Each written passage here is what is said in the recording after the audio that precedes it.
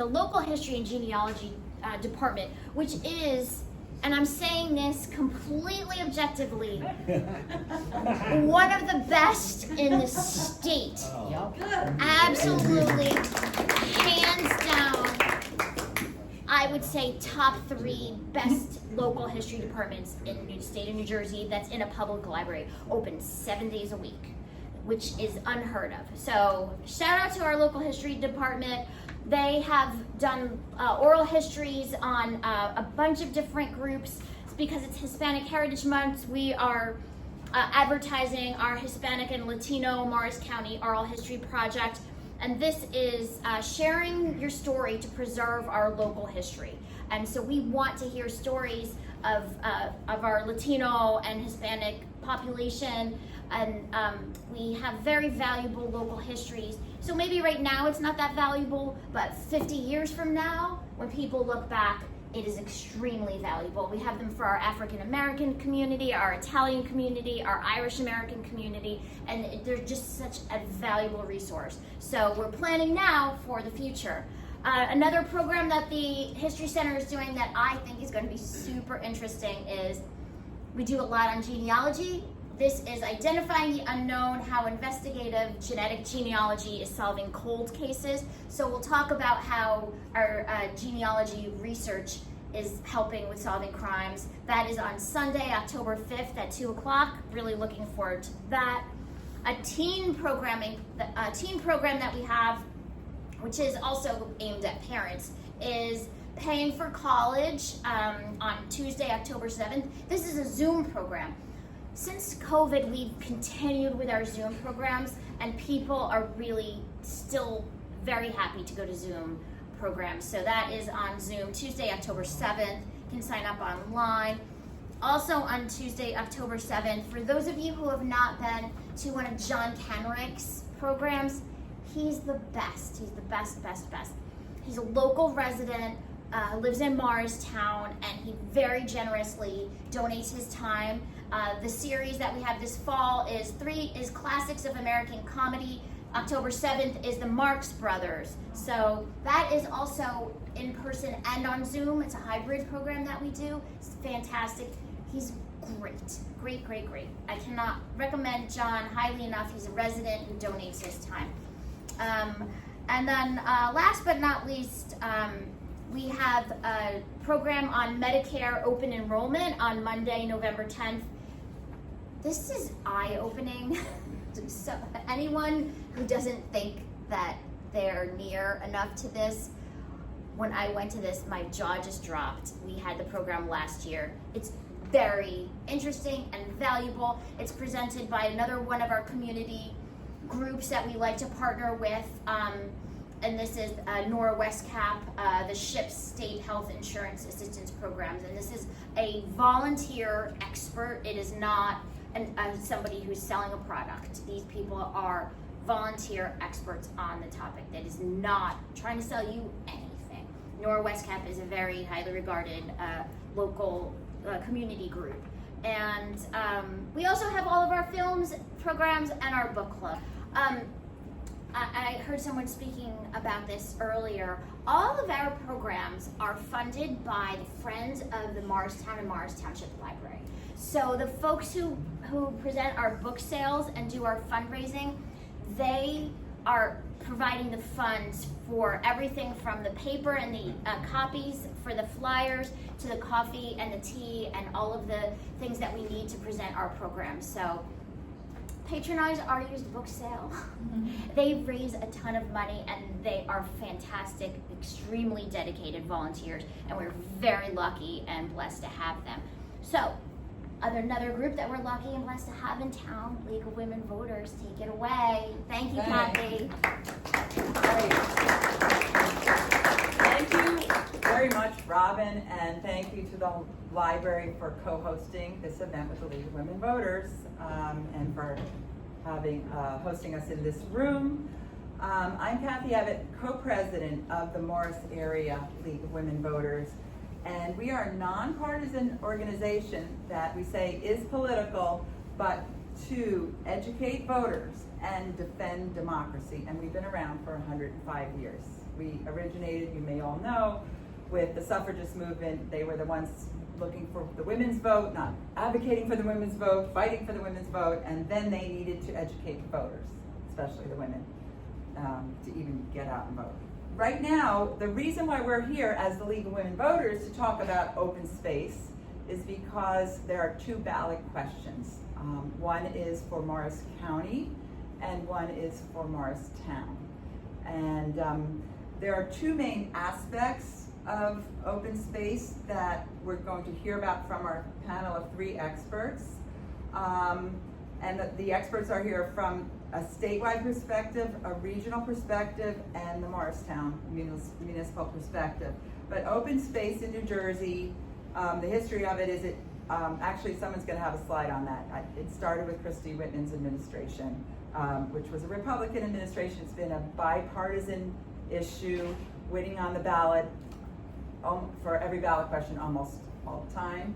And I just want to say that there's open space acquisition, and then there's open space maintenance, and those are two different purposes for which money from our open space taxes can go. So there'll be a lot of talk about that, and you'll see that the Morristown proposed, the question is that you need to start an open space trust fund, and to fill that fund you need a dedicated tax, an open space tax.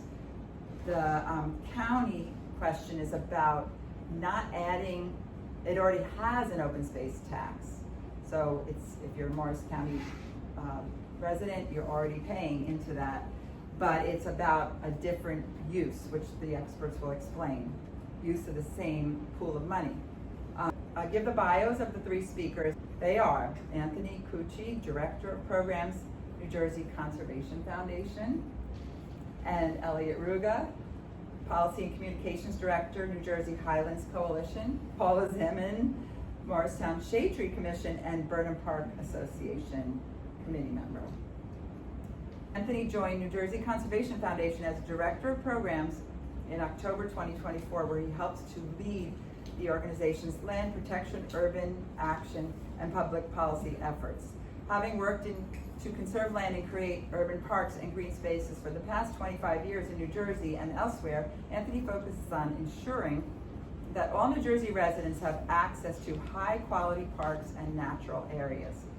Anthony's previous work experience includes serving as superintendent of parks for the Mercer County Park Commission, where he oversaw new park development projects and a variety of environmental programs. Prior to that, he was state director for the Trust for Public Land and oversaw land protection programs and growth of urban park programs in Newark, Philadelphia, Camden, and other New Jersey cities.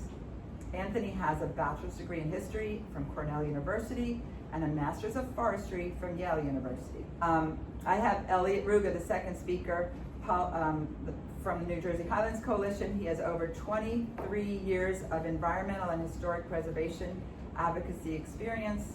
Working with the coalition since November of 2007, he leads the implementation of media and educational campaigns.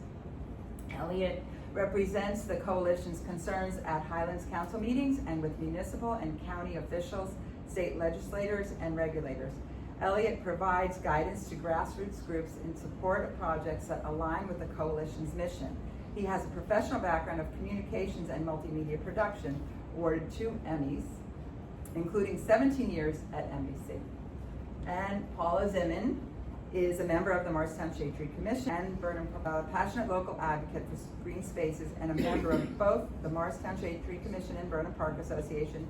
Deeply invested in the well-being of her community, Paula works to ensure that Morristown parks, trees, and natural areas continue to thrive for future generations.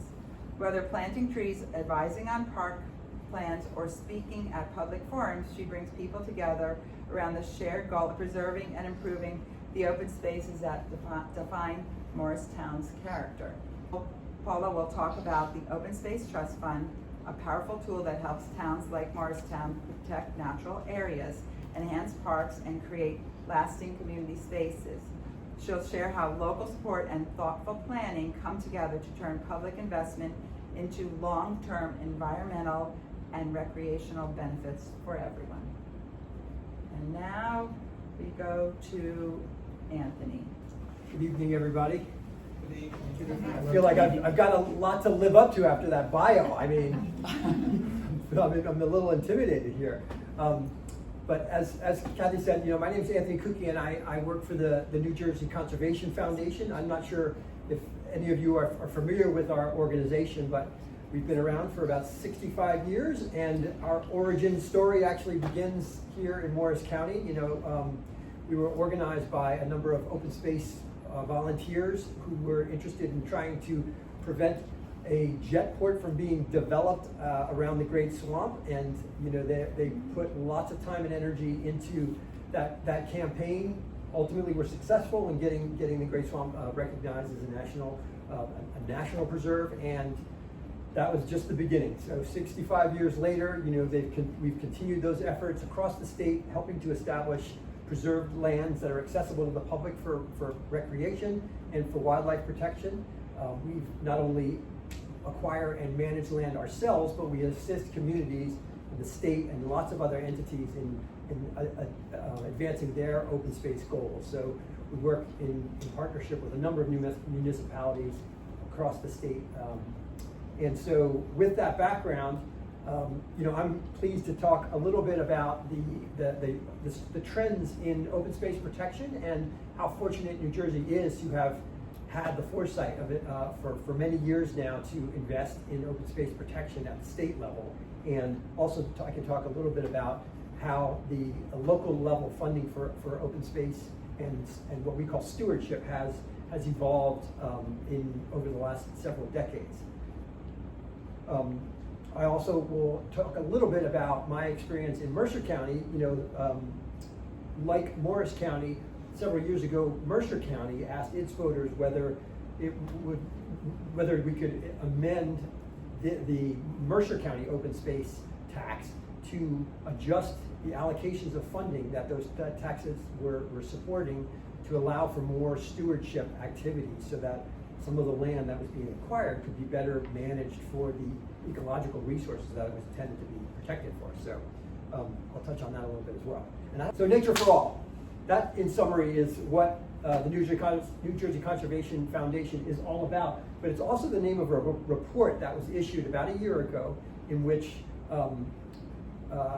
both New Jersey Conservation Foundation staff and a whole host of experts from across the state did sort of a deep dive at assessing what our accomplishments as an open space community have succeeded in over the last 50 years, and what it's going to take in order to move forward to actually you know, scale up our land protection work.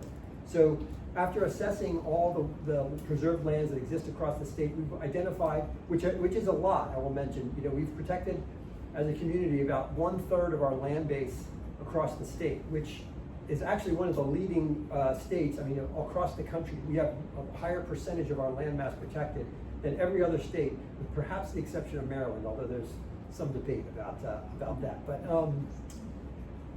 so there's about 1 million acre, a third of our acreage that is already developed. So we have a third that's protected, a third that's developed, and we have about a third left that's sort of up in the air. And so, as the most densely populated state in the nation, you know, we are really going to be the first state to be fully built out.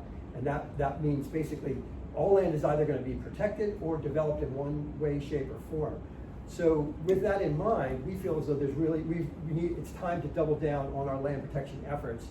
We had dual goals coming out of that Nature for All report. One was to aim to permanently protect an additional 500,000 acres, or half of what's the most important remaining land that's at risk by the year 2050. So we, in shorthand, call that our 50 by 50 campaign, and we're just launching that now with a number of other organizations to try and build support for that vision. And hopefully our next governor will sign on and adopt that as their commitment as well. The complementary agenda item that we have is within our cities to establish greener and more livable cities throughout New Jersey. And you know, if you look at the environmental injustices across our state, you know, our cities have been really at the receiving end of a lot of the unhealthy land uses, and our rural areas have tended to benefit more from open space protection. So we're really looking to ensure that our cities are equally benefiting from the green investments that the state has been making. So with that, I can get into Morris County and where we're at here. So in terms of the history of the land protection movement in New Jersey, the state, in addition to committing to spending open space dollars at the state level, they also passed enabling legislation back in 1989, which allowed municipalities and counties to consider the adoption of their own open space taxes so that they could leverage the funding that was available at the state level to do more with land protection and conservation within their geographies. So Morris County was actually among on the leading edge of pursuing the establishment of an open space trust fund, and just several years later, the voters successfully passed the establishment of an open space trust fund for the county and county residents. You know, soon after Morris County, many other municipalities and counties followed suit. We now have every county in the state has its own open space trust fund, voter-approved open space trust funds at the county level. And last time, this is a few years old, this statistic here, but well more than 250 municipalities across the state have also chosen to tax themselves for open space within their municipality. The enabling legislation allows municipalities and counties to define what they want their open space trust fund to be allowed to spend the dollars on.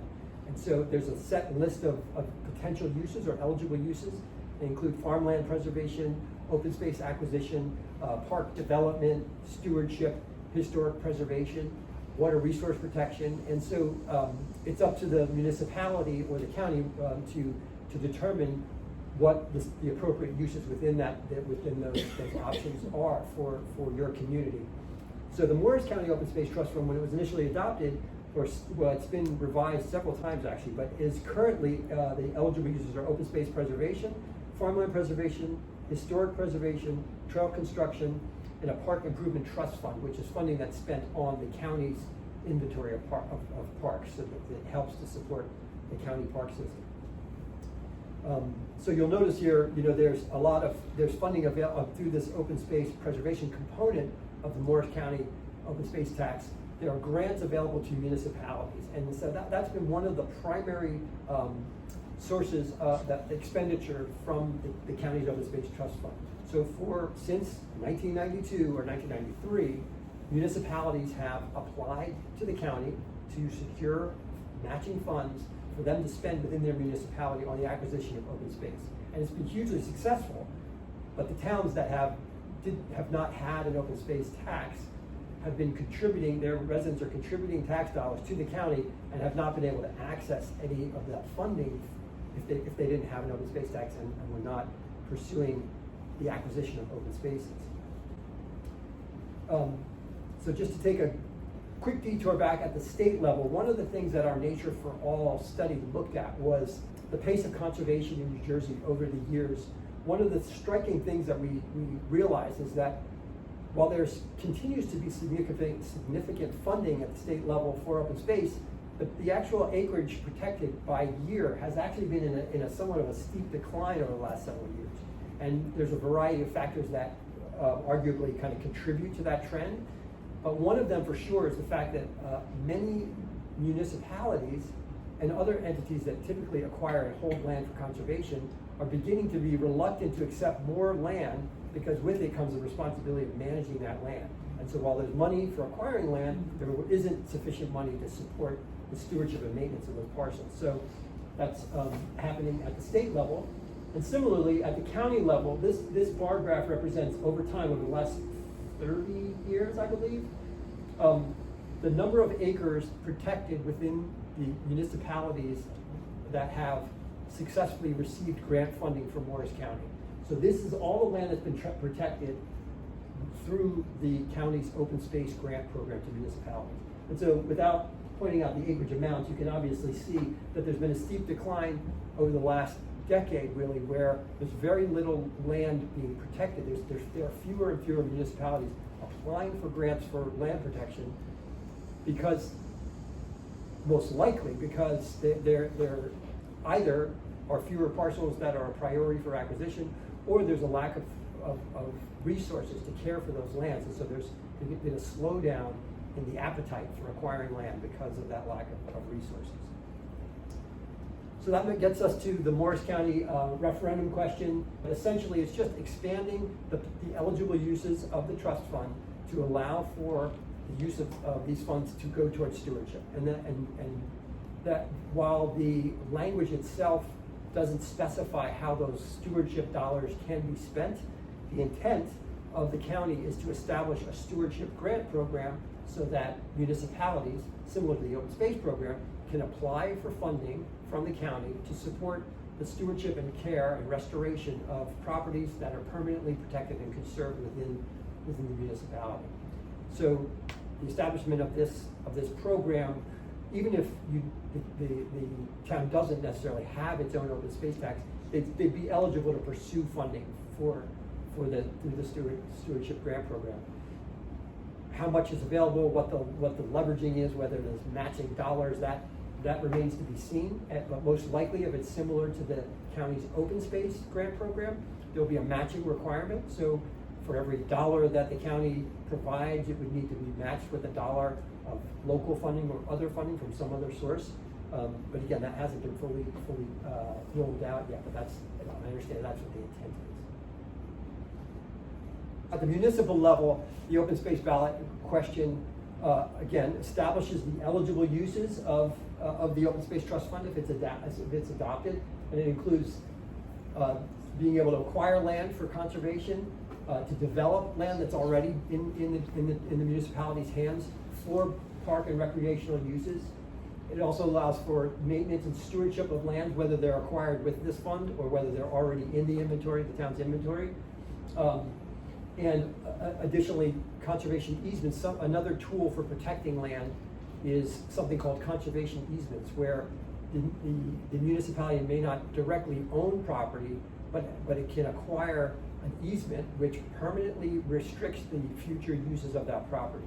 So a conservation easement is simply a legal mechanism that prohibits certain uses on a property, and many municipalities and conservation organizations over the years have protected a whole lot of land by acquiring conservation easements.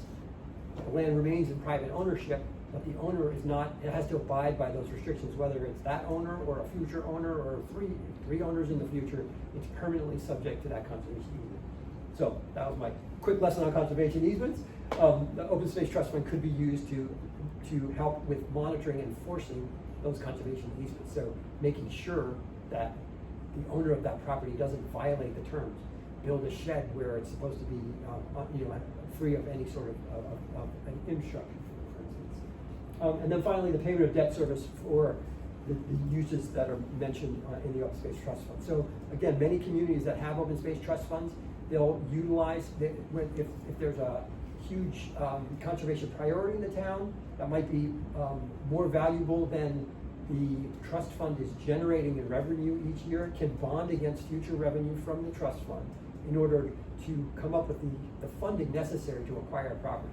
So lots of towns would make use of this mechanism, save the Smith farm for $2 million, and then pay down the debt service over the next 15 or 20 years to pay back for that investment in land protection. So that's the summary of eligible uses. I know Paul is going to be talking in more detail about the history and the intent here on that. So I think I'll wrap up my remarks with that. Thank you very much. My name is Elliot Ruga. I'm the Policy and Communications Director at the New Jersey Highlands Coalition. And it's fitting that I follow you, Anthony. So I talk about our origin story. The Highlands Coalition started as a program of the New Jersey Conservation Foundation back in 1988, a loose coalition of organizations who understood the resource and ecological values of the Highlands region and saw how much land was being lost on a yearly basis to sprawl development, and knew something had to be done to protect it. and they engaged the U.S. Forest Service, who did quite a detailed study of the region. They came to that same conclusion. That led to the governor at the time, McGreevy, forming a Highlands Task Force, which recommended a regional authority and regulations. So in 2004, the Highlands Water Protection and Planning Act was passed, which, according to this map, the darker green in the center is the preservation area of the Highlands, which has the greatest concentration of valuable natural resource values. And the outer is the planning area. And the goals of the Highlands Act would be accomplished in two different ways. In the preservation area, by strict regulation under the DEP's Highlands rules, and in the planning area by voluntary conformance to a regional master plan, which was drafted and adopted by the Highlands Council in 2008. The New Jersey Highlands Coalition became a freestanding 501c3 nonprofit in 2007, when it was felt we were mature enough and we had quite a job to do. Because even though the Highlands Act had been passed, there are constant attempts to undermine the work of the Highlands Council and to weaken the Highlands rules. Because in northern New Jersey, land values only rise, development pressures only increase, and the want to develop that land has always been great. So I wanted to put Morristown in this regional context. Morristown is part of the Highlands. It's in the planning area located right about over here, little lollipop on 287. It's in the planning area. But the importance of the Highlands to the rest of the state can't be overestimated. Every colored section on this map, and it doesn't show the whole state of New Jersey in the extent. These are municipalities that depend on water from the Highlands. 70% of New Jersey's population gets some or all of its drinking water from the New Jersey Highlands, going all the way down to Burlington County. So I really don't look at the Highlands Coalition as a regional organization. I look at our clients as throughout the state, that we are a state organization.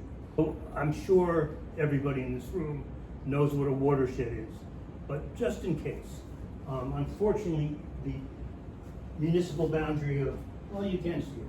Here is Morristown, and here is most of Morristown is in this Up 14 sub-watershed, which extends as far east as Hanover, north to Morris Plains, Cedar Knolls, and west well into Morris Township. And a watershed is a common area of land whose, because of topography, the outer edges are higher elevation and all the water drains to a common water source, which means to say that land uses outside of your municipality that you may have no control over will have impacts on the water quality and some quality of life of your municipality. And to a large extent, Morristown has very little control over that. So their preserved lands are as important as your preserved lands. And this is a map showing the preserved lands of the region. The dark purple are municipal owned lands. The sort of lighter purple is county owned land. The green is county. The light purple is nonprofit owned open space. Like for instance, this is owned by Passaic River Coalition up near up at Willow Hall. This is the Whippany River and Lake Pocahontas. This is Foots Pond and Lidgerwood Park, just to put this in context. Here's the privately held Morristown Green, owned by the trustees of the Morristown Green. So Morristown itself does not have a lot of municipal-owned open space. This is the same thing with the street map underlying. So, and I wanted to point out wildlife corridors that you have in Morristown and the surrounding region. And these are riparian areas that also wildlife uses to move around to the extent of their habitat. So you can see in these light green areas, these riparian corridors, or riparian areas, which are also wildlife corridors, where you may have small properties worth preserving because you get a lot of impact in preserving them, to maintain them as not only wildlife corridors, that contribute to the water quality of the stream they surround. This is an interesting map. This is a map of state conservation priority, where the state of New Jersey concentrates its purchase power to purchase land, and none of it is inside of Morristown. They have different rankings. They're looking for large lots that connect with other large lots. So it wouldn't be likely that the state of New Jersey on its own would be purchasing land in Morristown. But if you had a municipal open space tax, you could purchase land, and you can go to the state and ask for their help. And just because they're not going to buy it and own it, they would help you purchase it. And you know, Morristown has quite a development bubble right now. I think small lots that were naturally restored, like the former lumber yard near the train station,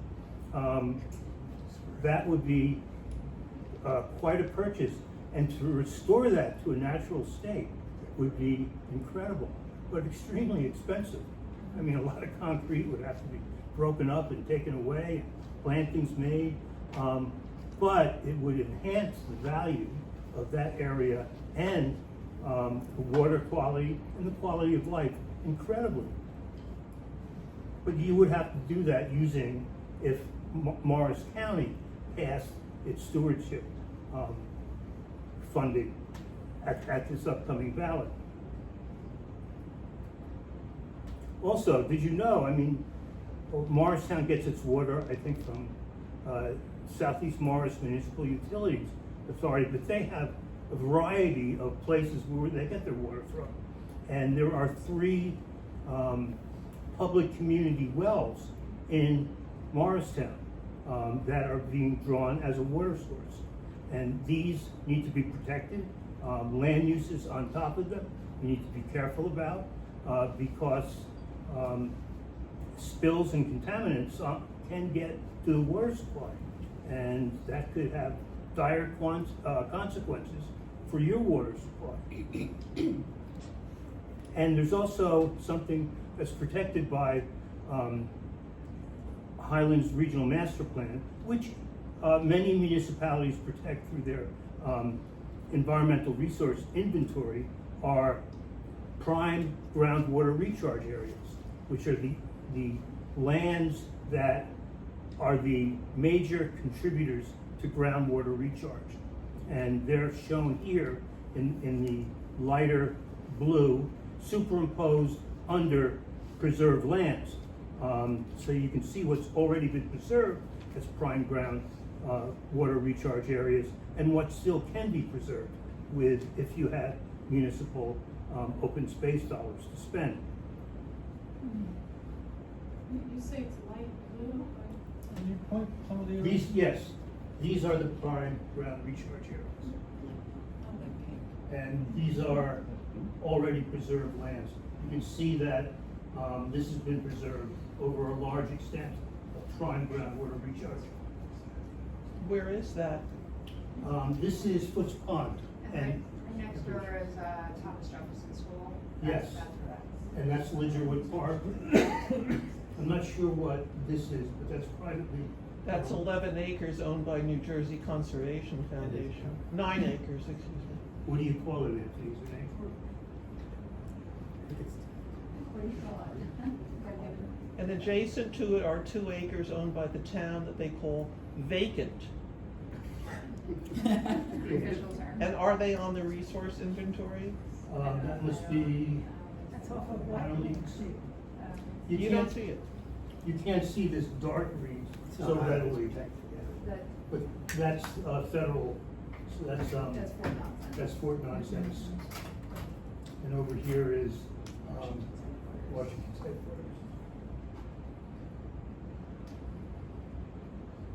Well, that's it as far as my slides. But there is a very, I believe, a very strong case to pass municipal open space tax, because you have properties that may not attract the attention of the state or necessarily the county, but for the community character of Morristown and quality of life and the quality of its water resources, a case could be made. And these are smaller lots than typically would be considered by the county and the state, which doesn't mean to say they would not help you participate, would not participate to help you purchase them.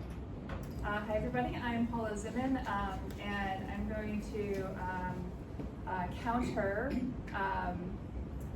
Kathy's comment. I am not an expert on Open Space Trust Fund. If I were an expert, I'd be talking about buildings, because I'm an architect and energy efficiency and sustainability architect, so that's what I would be talking about if I were an expert tonight, but I am not an expert. I'm more of a boots on the ground resident perspective. There's a picture of me and my crew at the BPA this past winter. We were in Burnham Park doing invasive removals on trees in the wildlife area in the back of the park. I have been a Morristown resident for 16 years. I've been on the Shade Tree Commission here in town for almost 5 years now. Burnham Park Association 6 years. I got 2 boys at Frelinghuysen Middle School, and like I said, I'm an architect and energy and sustainability researcher, consultant, all of the above. But today, to share with you a little bit about my experience here in town and why I think the Open Space Trust Fund is an important thing for our town, is related to what I've seen in the last couple of years here in town. So, on the Shade Tree Commission, we coordinate maintenance and restoration work with the town of Morristown. We help to create ordinances for protection of trees and shrubs. We help to develop partnerships with community organizations and other area organizations, and we try to learn and share. We learn as we go. We provide training as much as we can and build awareness of our natural spaces here in town. On the Burnham Park side, I have some Burnham Park colleagues here. With Burnham Park Association, this is an organization that has existed for over 75 years. Burnham Park was a donation from the Burnham family, and the Burnham Park Association is here to steward Burnham Park and other surrounding parks, trails, and open spaces. The Burnham Park Association worked actively with the town and other township, other stakeholders to support the development of the Burnham Park Revitalization Plan, which was published in 2023. And then what I really want to highlight here, other than if you don't know about it, it's online, you should take a look at it. This plan outlines over $3 million worth of projects, and that was 2 years ago. We have all seen inflation go crazy, so I'm sure that it's much more than $3 million at this point in time. But these are projects to update, bring improvements to one of our more natural parks here in town. And I really want to highlight, it's going to take money in order to bring our parks to the level of natural wilderness that we want to experience. And the Open Space Trust Fund is a great way. It's already existing here in New Jersey. We here in Morristown should be taking advantage of this resource so that we can realize some of those projects. I'll also counter an argument from Elliot that we do have a lot of parks. We have 16 parks here in town, and if you don't know all the names of the parks, please learn them and visit them. They're wonderful parks. There's 2 in Ward 1 and 5 in Ward 2, 3 in Ward 3, and Ward 4 has 6 of them. Some of you, I've talked about Burnham Park, but there's in Ward 4, there's Foots Pond Wood you might also be familiar with, and Lidgerwood Park. Elliott Street is a great little corner park that connects into the Speedwell Lake area. Jersey Avenue Playground is a playground that the Shade Tree Commission helped to replant. Got rid of a lot of invasives in there and put a whole bunch of new trees a couple of years ago. Jacob Ford Park right now, we're working on removing invasives at the moment and trying to reforest some areas. So the Shade Tree Commission is very active around town. I love that there's also opportunity to purchase new land in Morristown, but one of my real concerns is just maintenance and stewardship of these parks and bringing these parks back up to their natural condition for all of us to enjoy. So by the numbers, over 172 acres of open space in town. We are only 3 square miles and we have this much acreage to take care of. 4 water features that Foots Pond Wood, they dredged the bottom of the lake. A lot of leaf debris and stuff builds up over time in order to restore the waterways. You have to dredge that out. We're planning on doing that in Burnham Park. Again, takes money. We need matching funds. We need grant money to be eligible for. 3 parks with walking trails, great to be outside and enjoy nature. 7 basketball courts, 6 ball fields, 13 playgrounds, pools, tennis courts, pickleball courts, right? We all love them. And freestyle, oh, I had a nerve there. But you know, all of these great areas for us to enjoy the outdoors, but all of this takes stewardship and ongoing maintenance that the town has done a good job with planning for that maintenance over time, but there's so much more that can be done. What can be done? Like I said, the waterway management and improving our walking paths in various parks, play fields and court surfaces need to be redone. Accessibility, like we recently, Morristown was recently named one of the best places to retire. Great, but can you get to our parks in your older age with your little walking sticks? I would worry about that with my own parents. So making them accessible, some new lighting, just natural area management, and then acquisition of open spaces. Again, not my forte, not what I know. I know what our existing open spaces are, and we really need some investment in that. So just wanted to share with you what my experience has been here in Morristown and what I see and why I think this is such a great opportunity for us to take advantage of. Well, thank you very much to all 3 speakers, and you all contributed so much to my knowledge, and I hope everyone's here. And we would love to have an active discussion, or at least question and answer from the audience. Is anybody, do you have a question? I guess I was really disturbed by the statistics and the decline in acquisition of open space in New Jersey in the last decade. And I kind of only heard speculation as to the cause. And given the importance of that, and you know that this is really, if you don't get it now, you don't get it in many cases, because it will be gone. Do we have a detailed report that really digs into and explains decline in acquisition?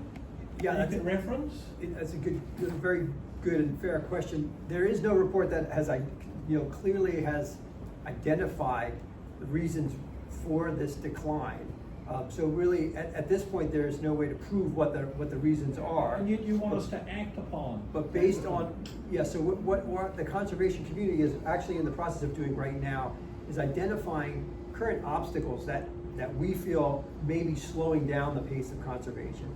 And without going into too much detail, there's a variety of changes that could be made that would increase the pace, allow for the pace to increase. Real quick, the values that can be offered to landowners for the sale of their property, to conserve their property, in some cases has gone down. Within the Farmland Preservation Program, for example, that for those who are familiar with the Farmland Preservation Program, it's a state agency that acquires those restrictions, permanent restrictions that require that farmland continue to be used and available for farming forever, cannot be developed further. The value of those restrictions is determined by the value of the property in its current form, with its potential to be developed into other uses, versus what the farm would be worth after it's permanently protected. So if a 100-acre farm could be developed into 100 house lots, and the value of that development, the sale of that property for development is $10 million, but if the value of that farm, just for farming, and without the ability to develop it further, is worth $5 million, the difference in those two values is the value of the restriction, $5 million in that case. And so over time, the value of restricted farmland has actually gone up. There are lots of people who are willing to pay a premium for a large preserved property in some places. Horse country, right? Many purchasers don't care whether a farm can be developed further or not. They're willing to pay a premium just to have a large estate farm, if you will, right? And so that's reduced the interest among unrestricted farm owners to sell their properties for conservation, because they can get just as much without restricting it first. So that's one example. Other examples are, as I said, there's definitely been a decline, and I can say, speaking for my organization, there's been a reluctance to acquire more land without the resources to care for it. Because what we're trying to protect is that there are the wildlife values, water resource values, and so many of the lands that we acquire, if without active management, those ecological values deteriorate because of invasive species take over these properties. And so, again, the resources we're trying to protect are not being protected without good stewardship. I guess you're asking me to vote on something, but you don't have a detailed report that would explain why I should vote that way. Are you talking about Morristown? No, actually, the county one is a reassignment of existing funds, and there's got to be a reason behind it, and I'm not comfortable you're able to reference a detailed report that justifies It's not it. reassignment though. Yeah, Right? It's not a reassignment. It's just expanding the use Which case. amounts to a reassignment. So yeah, Could just be to same function, It different could be. scope, Could that's be. not reassignment, that's just expansion of Do you, scope. are you looking for a study of the value of preserving open space in general, or one specifically to I preserving guess lots in looking at Morristown? the Morris County vote, just a reference to a more detailed explanation of why one should vote this way or that way. For Morris County or Morristown, or both? I'm in the township, so I only really care about the county. So- I think people in town would care about both. Yeah, so I would point you to the county's website. The county did commission a study before recommending this ballot measure that looked at the success rate of the county's open space programs and the impact of the trust fund, and their conclusion from interviews in this. There's a 10-page report that is available online. Again, I'm not directly involved in Morris County's deliberations. I'm just describing the process and what's available and what's, I'm not a Morris County resident. I don't have a stake in the issue, but I'm really That's fine. interested And in it's sharing. easy to find on the county website. Thank you. I'm concerned about something though, that the state farmland preservation program and the state Green Acres program currently has $1.2 billion in unspent funds, which is Green Acres is not telling us why it's there. We got this number from the Garden State Preservation Trust, which is the agency that gets the money from Treasury and from the corporate business tax and provides it to the three agencies that distribute it. That's a lot of money, and if we get the wrong governor, that may be taken away. Some of it has been, I'm sure, is being held for projects that are in process, but that's a lot of money. And a question for Anthony. The chart, can you go back to the chart of the rate of purchases over the past few years? Could some of this be mitigated?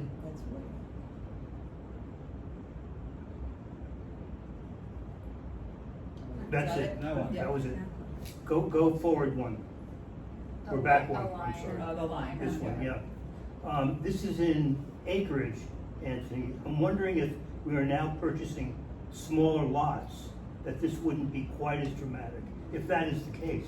Yeah, like the number of purchases as opposed to, like, the spike might have been only 5 purchases at very large quantities versus 100 little purchases. To a certain extent, right, I think that is right, and as I mentioned in the beginning, this report that the New Jersey Conservation Foundation commissioned, Nature for All, that too is available on our website.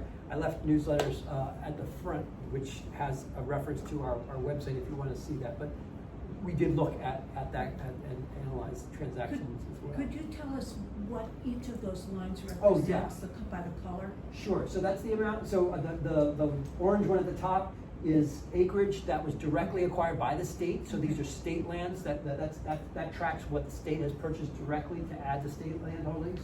The green is nonprofit lands, so organizations like mine, that tracks what has been acquired and is owned by nonprofits. And the yellow is local, so municipalities and what they've acquired over time with state funding. Thank you. Concerning Morristown specifically, I'm interested that you referenced the number of parks, and obviously the town is currently maintaining those parks, not as much as you would like, obviously, but my concern about a new fund would be if the fund generates more money and the town says, great, we don't need to spend so much, how can we be assured that the new trust fund is going to be protected and applied without reducing the money that's coming from other sources? Sure, yeah. It's my understanding, again, not the expert, but it's my understanding that the Open Space Trust Fund is not there for maintenance. So what the Department of Public Works, for example, does on a day-to-day basis to maintain our parks, they would continue to be doing that, and that would continue to be part of our budget in town. It would be those improvement projects for invasive species stewardship. We have lots of documentation of invasive species throughout our parks, and those long-term improvements that are going to be necessary for our current parks, hopefully new open spaces that we can acquire in the future. It's a bucket of money that also helps us to be eligible for more funding. Not having an open space trust fund reduces the eligibility of different grants that we can go after. If we don't have an open space trust fund, we have fewer grants that we are eligible for. Can I help answer that question? Sure. Actually, I'm Bob Anik, I'm actually first ward council person, and actually, we just bumped into each other. Nathan Umbriak, who's actually our council president, is here today. I honestly was just picking up a book, so. But to add on to what you just said, yes and no, it does have maintenance in there. And one of the things we had questioned actually at the council meetings was just that. We should not be using these monies for routine maintenance. That is the job of the town, and that's part of what should be included in our normal tax rate, okay? And we do try to maintain them to the degree that's reasonable with the monies that we pass through on taxes. However, the big point is exactly what you said. Conservation projects, trees and the like, and matching funds is the biggest benefit of this. And this is something that was discussed at the council meetings. But I think another point, just to go back to the gentleman with the arm, Graham. Just go back to Graham. To what degree do you find that what's really going on is actually the competing interests that a town is being pushed into? And I'm not saying it's a bad thing, particularly on low and moderate income housing applications. So you have a lot of pressure on the town, like the example of Morris Township would be the men in fields. You know, you used to have some wonderful baseball fields there, you had a couple of soccer fields there. In Morristown, we needed those fields because we share the rec programs with the township, and they disappeared for affordable housing. to build affordable housing. Do you think that's, particularly when you get into the urban areas, are you finding that's the competing purpose that may be adding to the decrease in preservation? You know, Mount Laurel 1 and 2 repeatedly says that affordable housing obligations should not come at the expense of open space and environmental and environmentally sensitive areas. That doesn't mean that housing advocates are not going full tilt to get as much as they can, but this is the law, and I think we don't hear it, and we should make our officials aware of that. I just want to say, as League of Women Voters, the referendum is to go ahead with the general concept, and then the governing body has to implement it with very strict legal terms. Go ahead. It's a good point, because the point you're making, and it is true, it's actually in the budget process. So the element of control is actually in the budget process itself, because the council is actually approving the budget, which is establishing what the rate for the open space is going to be every year. Because it's not a set rate in the ordinance. It's every single year. Every single year. So where the public, okay, in Morristown we do a good job. I don't know how good of a job we do at the township, but in Morristown we do a good job. Okay? And people do come out, they do speak on these type of issues. We do get a lot of input on the budget. But it's going to be something where you, as residents of Morristown, will have the opportunity during the budget process to see what are we doing with these open funds, how are the funds being raised, and how the funds being applied. And there could be years where the budget is such that you don't do it. Although I doubt it, because it's such a de minimis amount of money on each home. And could I just add to that? I think once you have the tax, you can lower it to the minimum range that's in the ordinance, but there's always a range, but there's no zero, I'm pretty sure. Well, no, I don't. So there's not always a range. That really relies on the ballot question. So when a ballot question is developed and put on the ballot, that will dictate it. So the language in the Morristown ballot allows for up to a certain amount of funding per year. So, I put it on the screen. Okay. Yeah, up to 5 cents per $100 of assessed value. So each year during the budgeting process, the municipality would need to determine how much up to that 5 cents are they going to collect. In other municipalities, you can adopt an open space trust fund that has a set rate that says we will collect 2 cents per $100 of assessed value every year, and it takes away the ability to be flexible and make those adjustments from year to year. There's pros and cons to each of those approaches.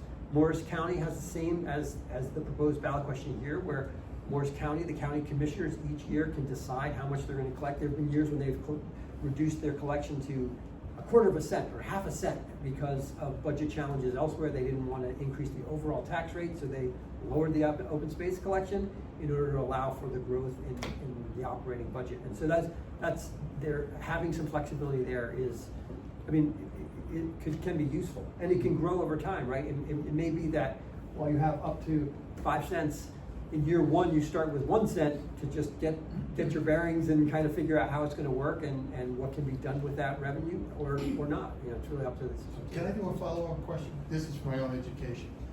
And I think I know the answer, but I'm going to ask anyway. And I think the answer is no, but I'm going to ask anyway.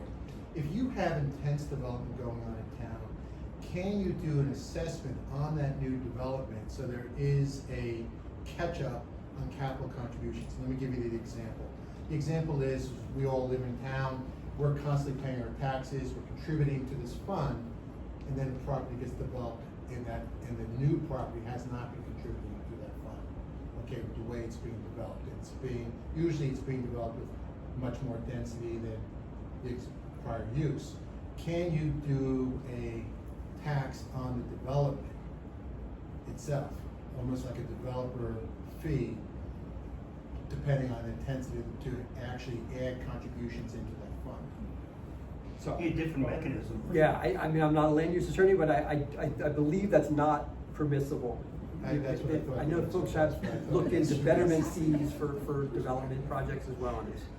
I'd like to just, though, you have in Morristown, you have 1% for art. Arts, that's where I was Right. using these examples. And so you can have, I assume that the town council could implement some sort of, Now, that's the question I'm asking. I know, but I'm just saying that, it wouldn't necessarily be specifically, connected to this referendum, but for a future thing, that if you were talking about future developments, just like you say, for new development, you set aside 1% for art, you set aside 1% for open space, and then you can define it. And I'd like to also just get back to what Right. Ms. Graham was saying before, if I may. When you said it was being redirected, I think the point was made, and I'd like to just reiterate that it's being expanded, it's not being redirected necessarily. Those funds exist, it's not gonna be an additional county tax. It's that fund pool is already there. And yet, if it can be used to help enhance, to remove invasives, to, plant trees where others have died or had to be removed, like the ash trees or the beech trees, these are things that enhance the property value of the open space that's already been acquired. And I don't think that should be viewed in a negative way, or, oh, you're redirecting it someplace else. You have to look at it as a holistic picture and understand that if it is enhancing or expanding the use of trust funds to take care of that open space that has been acquired and monitor it and steward it properly, that's perfectly valid and not, diversionary tactic in terms of how you're utilizing the funds. And I also think it's important for people to understand that the funds, especially depending on the way the referendums are written and the implementation, but these are dedicated funds. It's not like, the town collects it, but then they decide they don't want to put it towards open space, they want to put it towards something else, or they don't want to put it towards stewardship. It's dedicated, it has to be used for that purpose, or collected and maintained. Like you said, there's a tremendous amount that's been retained by the state, and that money can be, sequestered in a sense to then be used for larger projects. Things that are expensive, like Paula was saying about hydro raking a pond or dredging a pond, which is very expensive, and yet it's really necessary periodically to ensure the proper flow of the river and the tributaries that feed that pond. So, these are ultimately beneficial for the maintenance and the functioning of the open spaces that we all treasure. The county expanded its use of their open space funding a few years ago, which, if Morristown had access to, would be very advantageous. That they now will fund the cost of demolition, which they hadn't done in the past. Right.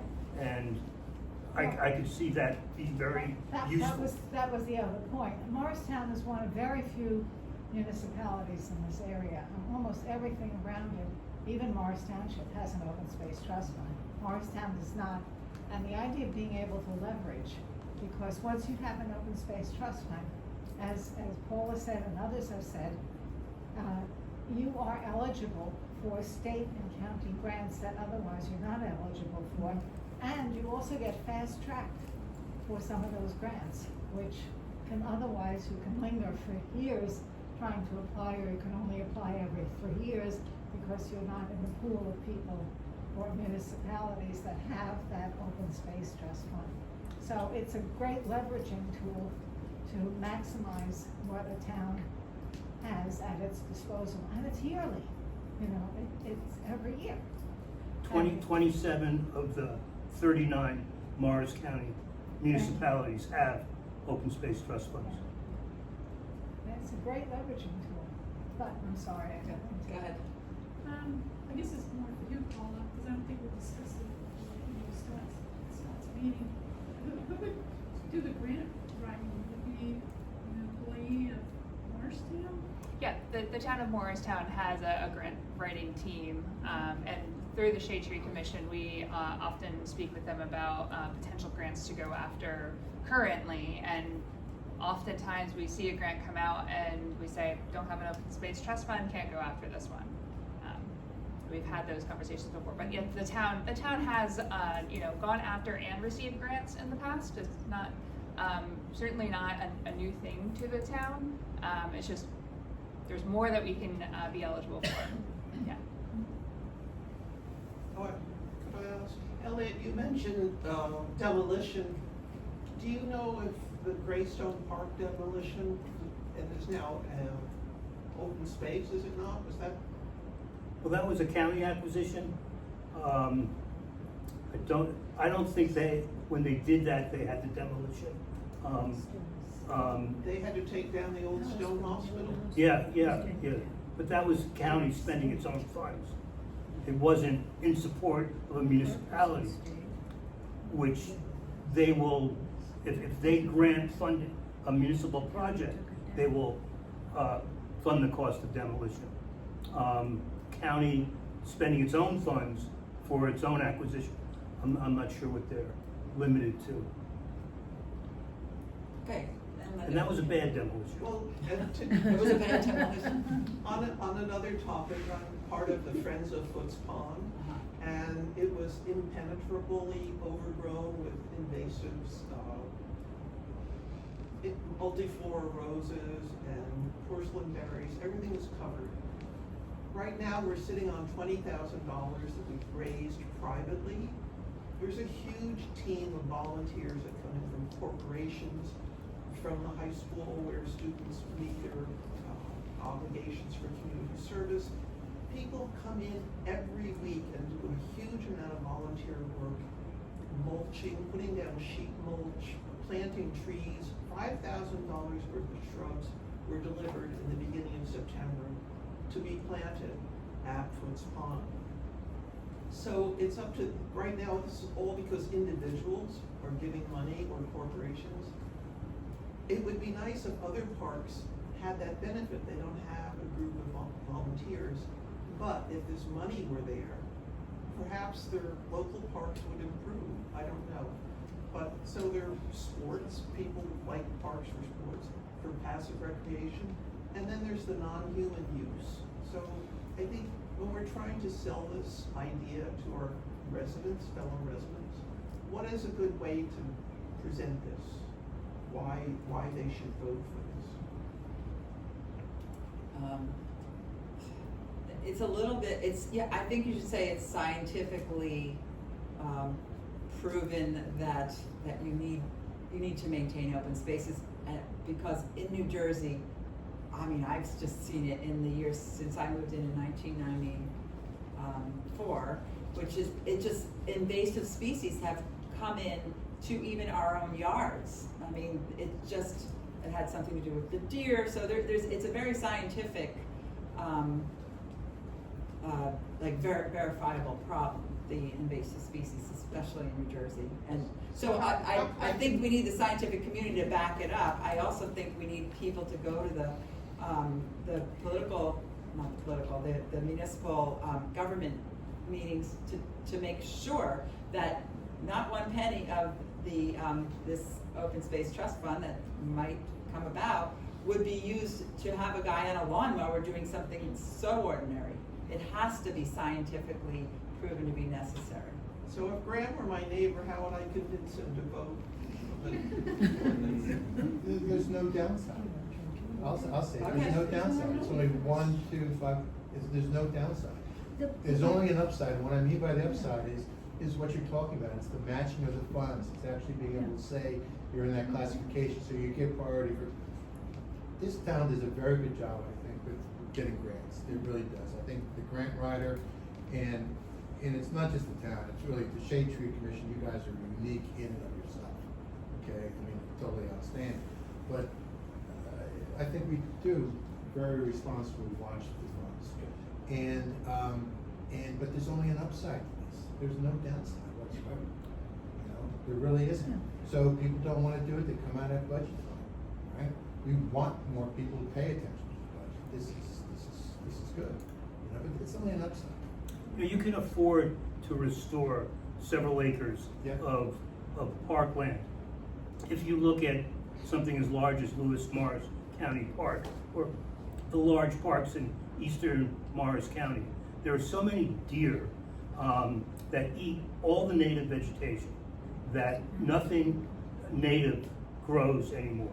Trees are not regenerating, and the biodiversity is narrowing and narrowing, and they're ecologically dying. And it would be so expensive to restore something of that size. But something the size of Foots Pond, you can get a handle on. Well, it took 10 years. It took Yeah. years. Yeah. The bottom line on it is really, we're already paying into this, but we're not getting it back. That's a good And point. the bottom line, it doesn't matter, this is money that's available, but only if we have this set up. And I volunteered for New Jersey Audubon, Duke Farms, and, the Great Swamp National Wildlife Refuge.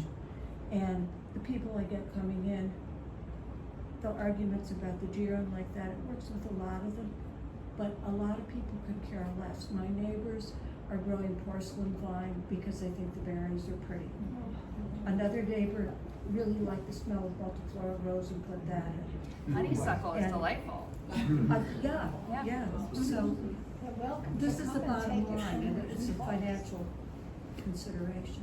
Well, if you really talk about accessibility and these vines that you're talking about, it's like, if you ever, do you remember pictures of, say, people coming into the jungles of South America? You have to go in with a machete. I remember just looking at one park in Brazil, in Sao Paulo, that it's like, wow, there's a bench here, right behind me is all this vegetation, it's impassable. Well, the colonists that got off the ships and could walk into the woods here. Now, you go to Jockey Hollow, there are sections you cannot walk because it's all invasives. And when you go in the spring, the only thing that's growing that you see greening up first are the invasives.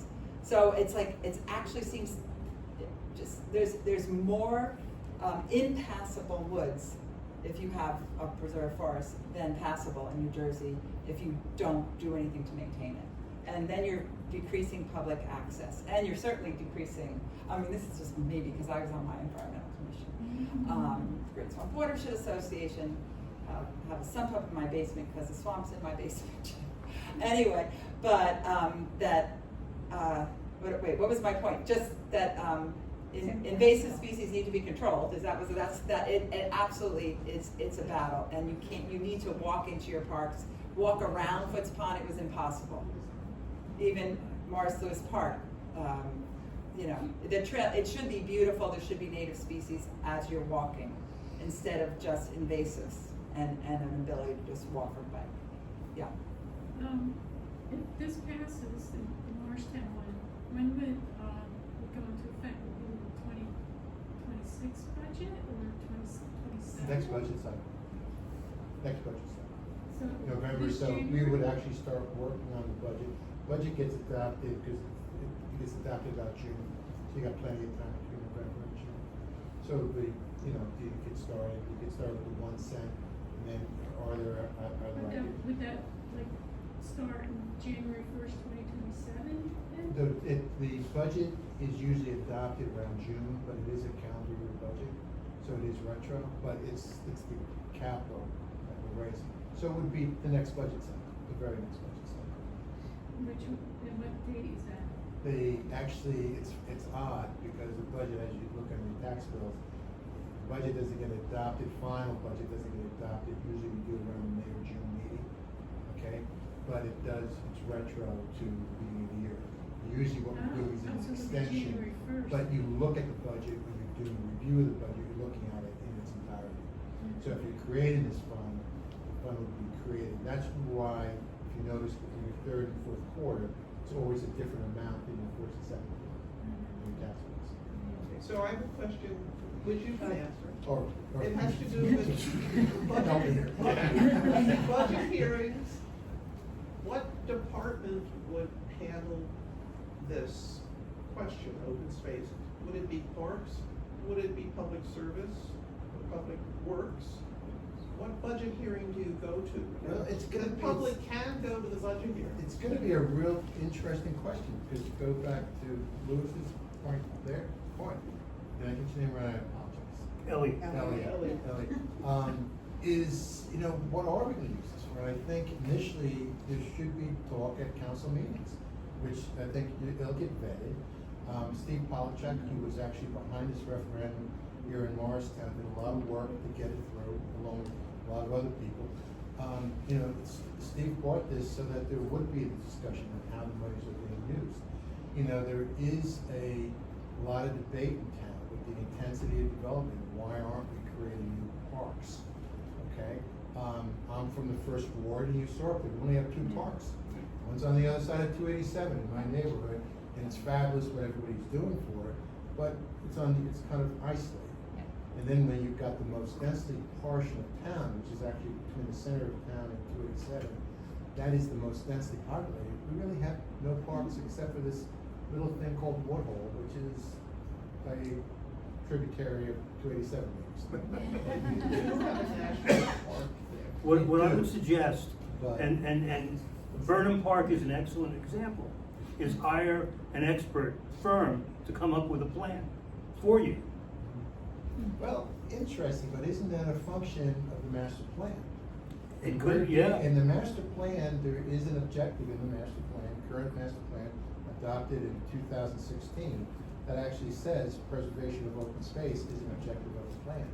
Yet, where is our plan? And I think what this ordinance will help do is put some motivation behind those discussions more, because it opens up the source, matching funds and other funds. How do you pay for How do you it? pay Yeah. for it, and how do you maintain it, and not, develop it, not maintain it. And just one quick additional All right. thought, just. Yeah, on this. we should wrap up I in the will, next yeah, few yeah. minutes, but go ahead. So I mentioned the state enabling legislation, which is what allows municipalities to consider these open space trust funds. Within that legislation, it doesn't mandate how expenditure decisions will be made. It doesn't say, you know, what entity will make those decisions, but there are many communities that establish an open space trust fund committee, or they assign some existing committee to make recommendations during the budgeting process for how the expenditure should be made each year. So they might say, we're recommending that 75% of the funding be reserved for stewardship projects and 25% be reserved for park improvements like playing fields or capital improvements, you know, installing or replacing the restroom, whatever it might be.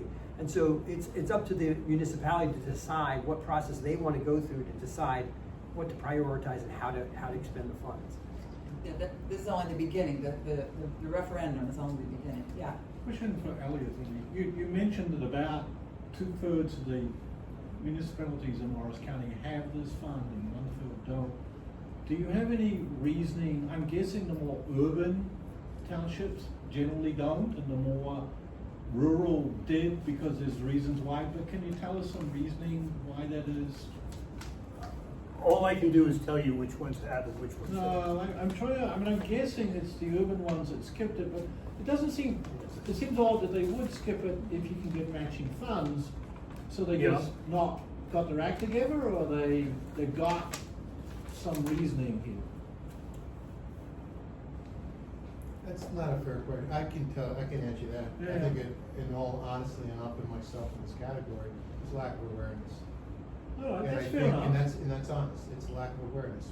We didn't know, and I think we're learning, you know, and I think we're learning a lot, particularly from people involved in Shade Tree, about the opportunity, but we weren't aware. I don't think there was any malice or No, any I kind guess of it's ignoring guessing. it. Was But I just think lack- maybe they're not aware, it's because Yeah. they're urban, I mean, Morristown's Well, more urban, yeah. I mean, Chatham Borough has one as well as Chatham Township. Chester Borough has one as well as Chester Township.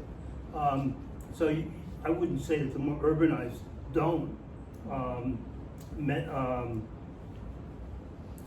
right, it doesn't have to be, I mean, it could be just as you say. People, it takes a while, but it has what, been 20 Yep. years? I mean, it takes that long, these things do. Okay. Okay, last question. Quick question.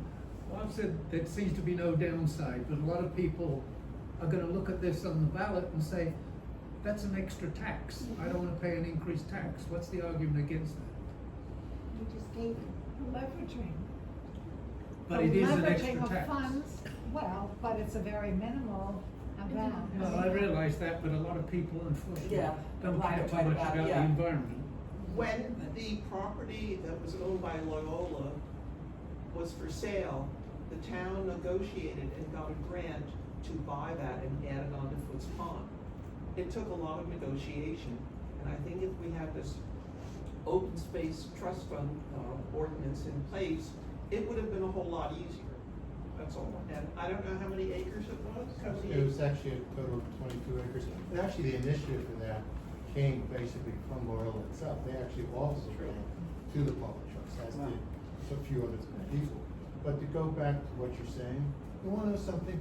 Taxes aren't a bad thing. And, you know, I'll say, as long as perspective is common good, and sometimes we don't think enough about future generations. Because if we don't preserve these lands and maintain these properties today, where are they gonna be for your kids? You know, where do we want our kids to live? And people better start thinking a little bit more in this society now about common good and not about like their own specific money It's interests. also gonna be reflected in our property values. Yes, our property values have gone up quite a bit in the last Yeah, couple of years, schools and but everything. how our natural spaces reflect upon how we care about our lands is also gonna be reflected in the value of our properties, so. It's well established. I also want to, we didn't talk about the approximate dollars because you haven't gotten to how much is 5 cents, 1 cent versus 5 cents for an average home valued at a certain amount. But it is not very much. It's like, $5 it a could be, month. yeah, it's like $50 on a house or $100. An average of 60. It's so small for what you get as quality of life. So I think that if you're going right to the dollars, you talk about a tiny amount of contribution to accessibility to your parks and expansion. You barely pay for dinner. Do you want to say anything? Another strategy. I'm not the expert, go ahead. Another strategy that a lot of communities are considering when they're considering open space taxes is to really do an assessment of the need and to be able to point out to voters the various places throughout the geography of the town that would benefit, right? So if there's an inventory, if you have assessed the condition of your parks and you have an itemized list of these are the needs that we can't currently meet. By adopting this tax, we can then leverage our dollars with $2 from the state and $2 from the county for every dollar that we put in or whatever the ratio is. I think that you then can make a compelling case that everyone in the town will benefit one way or another. You're gonna need to spend the money anyway, you know, on Right. a lot of the stuff, and now you get matching funds essentially That's right. to do it. Just a question for Anthony. Do you have any knowledge about how those 9 acres were acquired by New Jersey Conservation? It might have been in the 80s. Yeah, I don't have the history of that. It's all like a big secret. Nobody knows it's there. Well, I will give you my card and you can contact me. I'll do I've the been down research. there. It's impenetrable. Well, no, I can get you the history of it. It's posted. Is it really? No trespassing. That should be. Oh, yeah, it's not welcoming. It's like keep out. If you go to Wetmore, you try to get onto your property. Well, I'd be glad to follow up with you. She's always right. Sounds like we need a new washer. She does her homework for sure. Thank you, everybody, thank you very much. Thank you for participating. And the League of Women Voters, our next big event, much bigger than this, is we're co-hosting a rally in Morristown, right, at the municipal building, and it's called No Kings 2. And so and again, we're nonpartisan. It's a nonpartisan rally about due process and democracy. When is? No more kings, please. Date. October 18th, Saturday, 11 o'clock. 11 If you o'clock. want a kayak ride, see Graham. Graham will take you kayaking. Thank you for coming. Oh, yeah, this is great. Thank you everyone for coming. Yeah.